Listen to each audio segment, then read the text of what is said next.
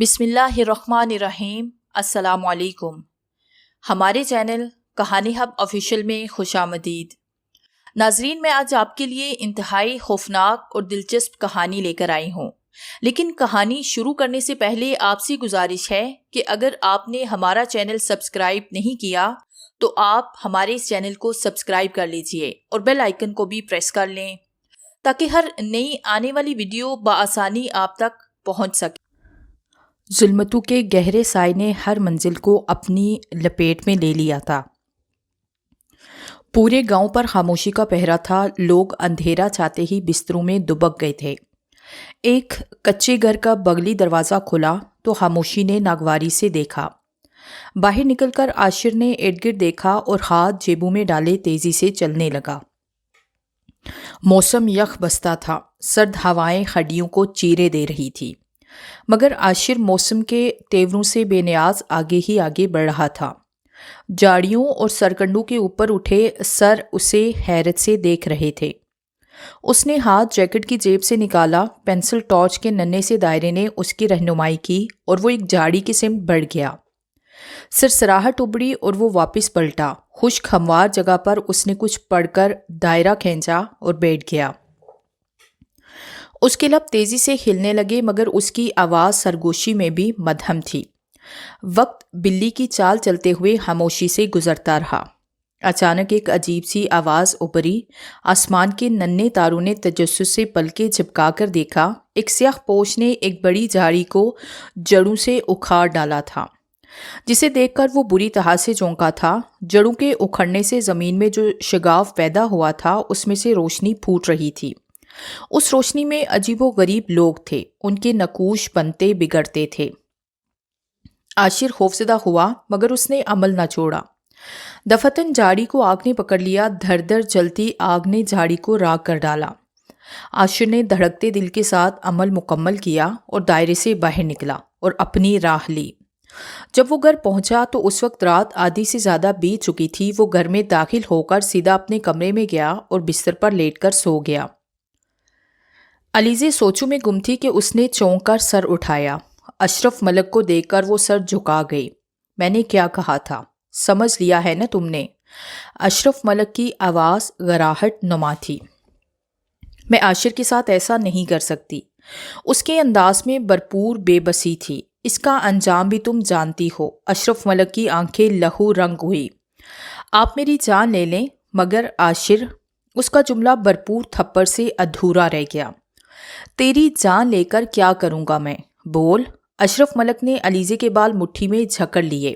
علیزے کے ملیح چہرے پہ اذیت ابھری اور حلق سے کراہیں نکلنے لگی۔ مجھے سنہری ناگن کی جوڑی ہر حال میں چاہیے۔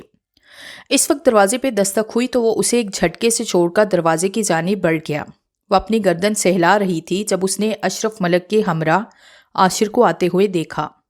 میں نے رات سے چلا شروع کر دیا ہے۔ عاشر کی بات نے علیزے کے قدموں تلے سے زمین کھینچ لی۔ علیزے نے وحشت زدہ ہو کر عاشر کو دیکھا۔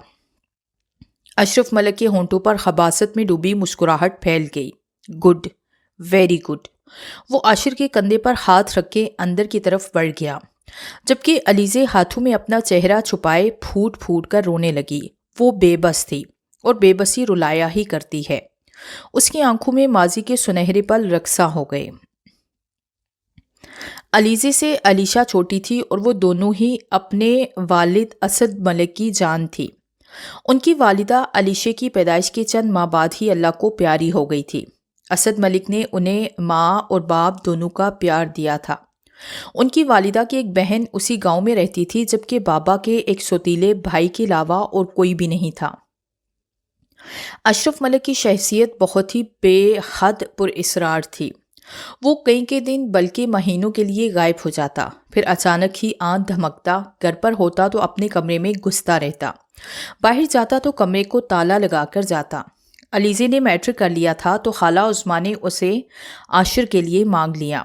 یوں وہ اپنی انگلی میں عاشر کے نام کی انگوٹھی پہن کر نازا ہو گئی۔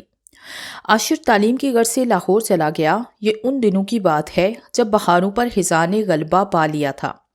درخت کسی آکاس بیل کی طرح زرد ہو رہے تھے۔ علیزے اس رات عظمیٰ خالہ کے گھر تھی کیونکہ ان کی طبیعت کافی خراب تھی۔ جب وہ گھر میں پہنچی تو اشرف ملک نے دروازہ کھولا۔ اس کی آنکھوں میں نیند بھری تھی، صبح صبح نیند خراب کر کے رکھ دی۔ وہ بیزاری سے بولتے ہوئے پلٹا۔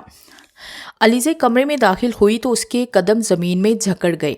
سامنے بیڈ پر اس کے بابا اسد ملک کا وجود پڑا تھا اور ان کا غیر فطری انداز بتا رہا تھا کہ وہ وجود زندگی سے عاری ہے۔ بابا بابا، وہ چلاتی ہوئی ان کی جانب لپکی۔ جب کسی نے بے دردی سے اس کی چوٹی کھینچی، سن لڑکی، اسے میں نے مارا ہے اور تیری بہن اپنے کسی یار کے ساتھ بھاگ گئی ہے اور اپنے باپ کو قتل۔ بکواس۔ اشرف نے اس کا سر پیچھے موڑا تو اس کے حلق سے بے ساختہ چیخ نکل گئی۔ لوگوں کو یہی پتہ چلے گا اگر تو نے میری بات کی ذرا بھی تردید کی تو میں تیری بہن کو بھی تیرے باپ کے پاس پہنچا دوں گا۔ اگر اس کی زندگی چاہتی ہے تو چپ چاپ ویسا ہی کر جیسا میں کہوں۔ اس آواز میں صفا کی نمایاں تھی۔ وہ سرتپا لرز کر رہ گئی۔ اسے لگا کہ اس کا دل اندر ہی اندر ٹکڑوں میں بکھر گیا ہے۔ وہ اپنے بابا اسد ملک کا بے جان ہاتھ تھام کر بری طرح چلانے لگی۔ پڑوس کی زوبیا نے اس کی آواز سنی تھی اور پھر تقریباً پورا گاؤں ہی اکٹھا ہو گیا۔ خبیث بدذات میرے بھائی کو قتل کر گئی۔ شاید بھائی نے اسے جاتے ہوئے دیکھ لیا تھا۔ اشرف ملک سسک رہا تھا۔ علیزے نے تردید کرنے کے لیے منہ کھولا، مگر میں تیری بہن کو بھی تیرے باپ کے پاس پہنچا دوں گا کی بازگشت اس کی سماعتوں سے ٹکرائی تو وہ بے بسی سے ہچکیاں لے کر رونے لگی۔ اور پھر وہی ہوتا گیا جو اشرف ملک چاہتا تھا۔ اس نے منگنی کی انگوٹھی علیزے سے لے کر عظمیٰ خالہ کو واپس کر دی۔ عاشر ان دنوں یہیں تھا۔ وہ وحشت زدہ سا چلا آیا۔ یہ سب کیا ہے علیزے؟ علیزے جواب دیے بغیر اندر کی سمت مڑی تو عاشر نے ایک جھٹکے سے اس کا بازو تھام لیا۔ مجھے اس کی وجہ بتاؤ علیزے۔ وہ ضبط کھو بیٹھا تھا۔ ایسا اس نے نہیں، میں نے کیا ہے۔ اشرف ملک ایک دم اندر سے نکلا۔ لیکن کیوں؟ وہ متحیر تھا۔ اب اس کا سرپرست میں ہوں اور میں اس کے لیے جو بہتر سمجھوں گا وہی کروں گا۔ اشرف ملک کا اطمینان قابل دید تھا۔ میں اس فیصلے کو ہرگز نہیں مانتا۔ عاشر نے سر جھٹکا۔ تم واقعی علیزے سے شادی کرنا چاہتے ہو؟ تو اور کیا؟ اس کے لیے میرا مطلب ہے اسے پانے کے لیے کیا کر سکتے ہو؟ اشرف ملک نے جانچتی نظروں سے اس کا چہرہ ٹٹولا۔ وہ سب کچھ جو کرنا پڑا۔ عاشر کا لہجہ اٹل تھا۔ تو پھر میری ایک شرط ہے۔ اگر تمہیں قبول ہے تو پھر تمہاری شادی علیزے سے ہو جائے گی۔ کون سی شرط؟ عاشر نے بھویں سکیڑی۔ میرے ساتھ آؤ۔ وہ اس کو لے کر اپنے کمرے میں چلا گیا۔ خدا جانے کیا کہنا چاہ رہا ہے۔ علیزے مضطرب سی وہیں ٹہلنے لگی۔ علیشے اشرف ملک کے کمرے کے تہخانے میں قید تھی۔ کل شام ہی اس نے مشتعل ہو کر اشرف ملک سے کہا تھا جب وہ اس کے ہاتھ سے انگوٹھی اتارنا چاہ رہا تھا، اس بات کا کیا ثبوت ہے کہ علیشے آؤ میرے ساتھ۔ وہ علیزے کو گھسیٹتا ہوا اپنے کمرے میں لے گیا۔ دیوار گر الماری خالی کر کے اس نے ہاتھ مارا اور خلا پیدا ہو گیا۔ علیشے تہخانے کے فرش پر بیٹھی سسک رہی تھی۔ علیشے کو دیکھ کر جیسے بہن کا دل کسی نے پیروں تلے کچل ڈالا۔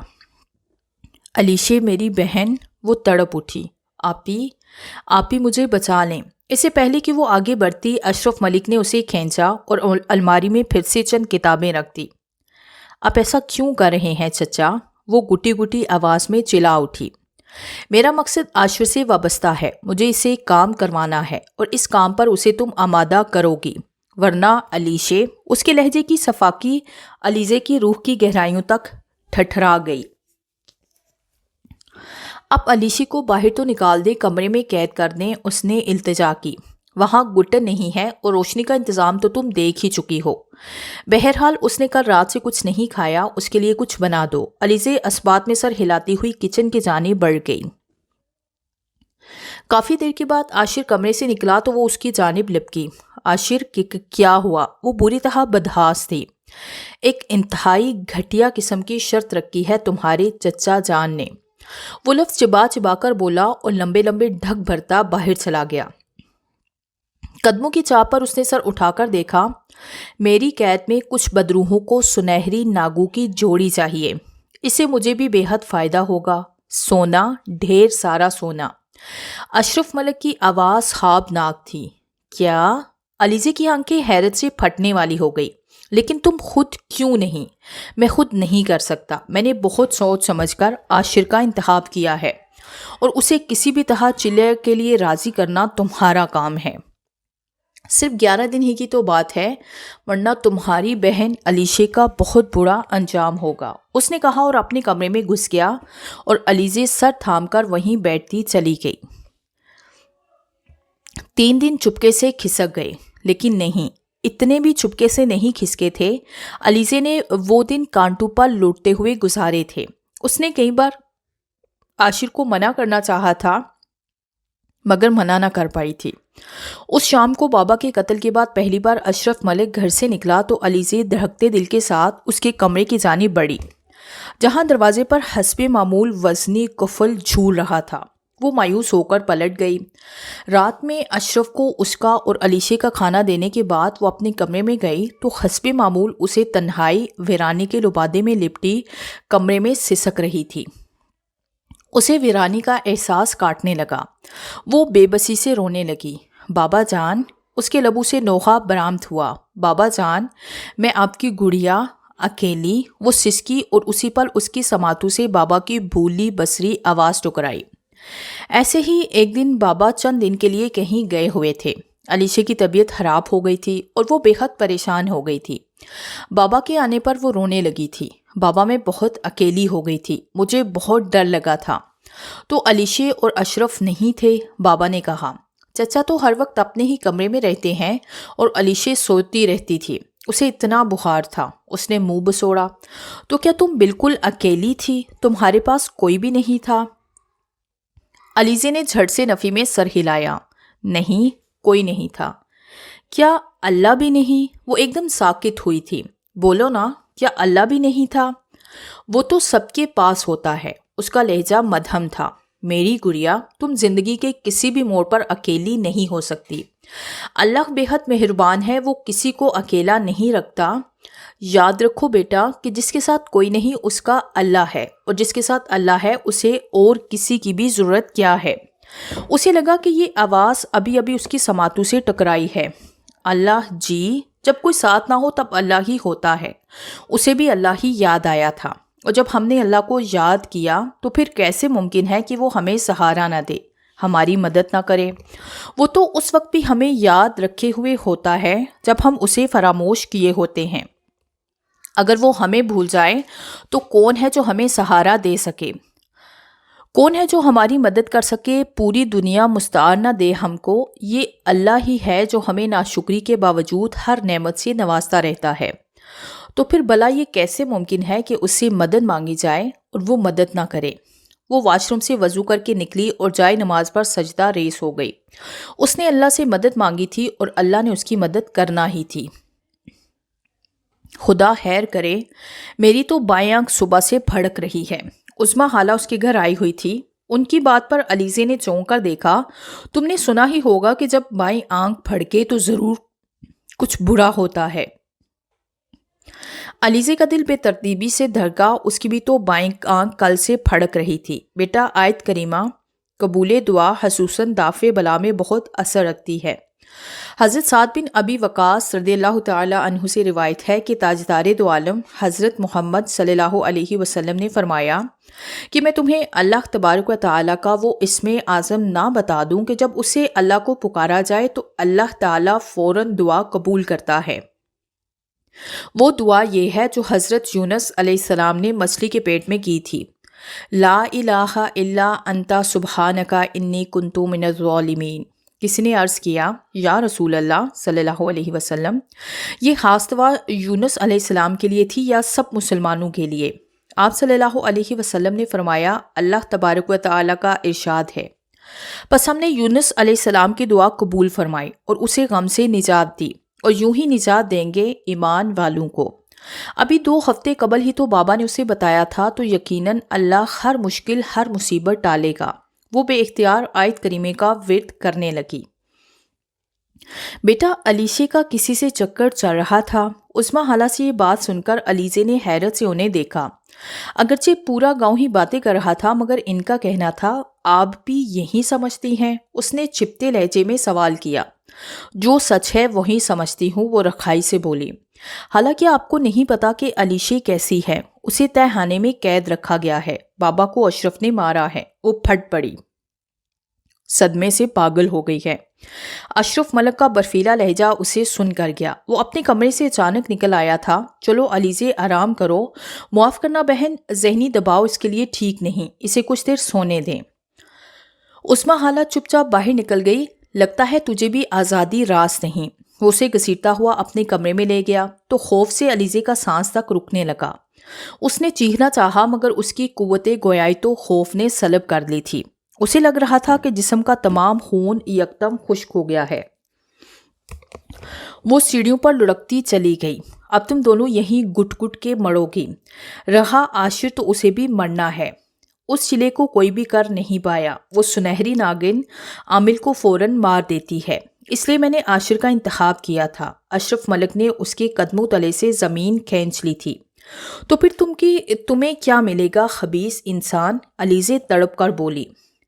मैंने उनको काबू करने का अमल शुरू कर रखा है। जो ही वो नागिन आशिर को मारेगी, मैं आशिर का खून सांपू पर डालूंगा और नागिन मेरे कब्जे में होगी।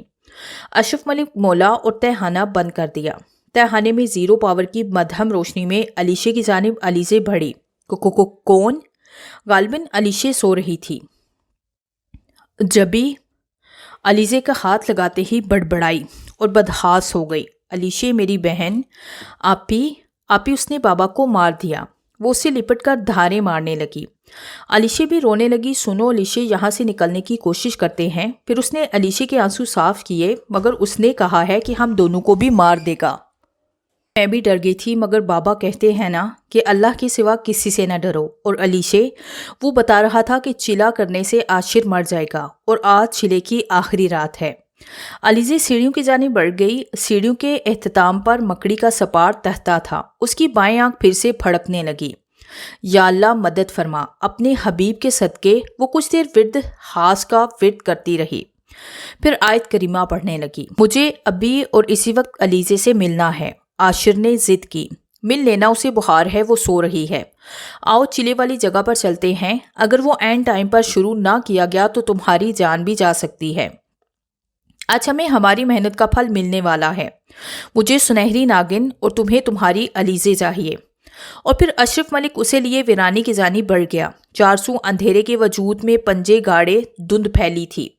यख बस्तगी से जिस्म ठठरा जाता था। वहां पहुंचकर आशिर ने हस्बे मामूल अमल शुरू किया। अशरफ मलिक इससे कदरे पड़े बैठ गया। मैं भी अपना अमल शुरू कर लूं। सॉरी आशिर, मगर आज तुम्हारी जिंदगी की आखिरी रात है। वो उसे चिले की तमाम जुजियात बताने लगा। आशिर के जहन में धमाके से होने लगे। लेकिन तुम फिक्र ना करो, मैंने तुमसे वादा किया है कि तुम्हें अलीजे का साथ मिलेगा। मैं अपना ये वादा पूरा करूंगा। घर जाते ही अलीजे को तुम्हारे पीछे रवाना कर दूंगा। अशरफ मलिक के कहकहे से आशिर का खून खोल गया, लेकिन चूंकि वो अमल शुरू कर चुका था लिहाजा कुछ नहीं कर सकता था। अशरफ मलिक का अमल शुरू होने में अभी 1 घंटा बाकी था। आशिर ने सर मोड़ कर देखा कि अशरफ वहीं मौजूद है। आशिर ने अल्लाह से मदद मांगी और फिर अमल में मसरूफ हो गया। उसका ईमान था कि अगर अल्लाह ना चाहे तो कोई उसे मार नहीं सकता, और अगर उसकी ज़िंदगी मुकम्मल हो चुकी है तो कोई उसे बचा नहीं सकता। आशिर को अशरफ की धोखादही पर गुस्सा आया था। उसे माँ की भी फिक्र थी। वो उनका इकलौता बेटा था और आज जब वो घर आया तो वो बुखार में बेसुध पड़ी थी। उसने अपने दोस्त अली को, जो कि डॉक्टर था, माँ के पास छोड़ा और खुद अलीजे के घर चला गया। आशिर को इल्म नहीं था कि उसकी वालिदा उस्मा पर भी अशरफ ने सफली अमल किया है। आशिर ने पॉकेट से मोबाइल निकालकर टाइम देखा। अमल मुकम्मल होने में 5 मिनट ही बाकी थे। अचानक उसके ऐन सामने जमीन एक जबरदस्त गड़गड़ाहट से फट गई। वो खुद को किसी नए धचके के लिए तैयार करने लगा कि उसे डराने के लिए खौफनाक वाकयात मामूल का हिस्सा थे। जमीन में जो शगाफ पड़ा था उससे सुनहरी रोशनी फूट रही थी, और फिर उस शगाफ में से एक सुनहरे नाग का झिलमिल करता सर नमूदार हुआ। उसके सर पर नन्हे नन्हे रंग परंगे हीरों से मुज़य्यन नन्हा सा ताज था। वो नाग धीरे धीरे बाहर को निकलने लगा और आशिर की आंखें हैरा होने लगी। नाग की रंगल हाथ सोने की थी। اس کی تحلیق گویا سونے سے ہوئی تھی۔ وہ تقریباً 5 فٹ لمبا تھا۔ اس کے پورے جسم پر سر سے لے کر دم تک رنگ کے ننھے ننھے ہیرے جھڑے تھے جن سے روشنیاں پھوٹ رہی تھی اور عاشر کی آنکھیں حیرہ دے رہی تھی۔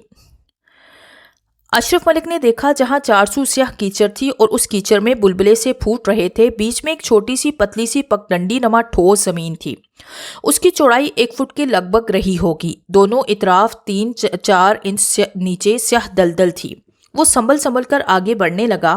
اسے اپنی ایڑی دوسرے پاؤں کے انگوٹھے کے عین سامنے رکھنا پڑ رہی تھی۔ اس نے اپنے تمام سفلی علوم کو آواز دی کہ خوف سے اس کا دم گھٹا جاتا تھا۔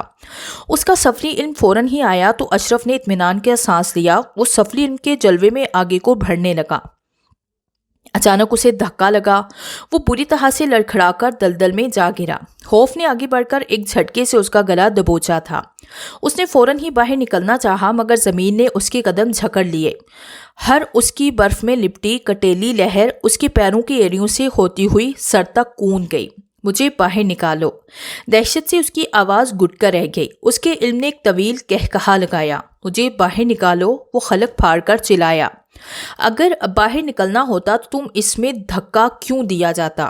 تم نے مجھے کیوں؟ وہ بے ربطی سے بولتا باہر نکلنے کی کوشش کرتا رہا۔ میں سب کے ساتھ ایسا ہی کرتا ہوں۔ حس میں لپٹا اطمینان قابل دید تھا۔ تم ایسا کیوں کرتے ہو؟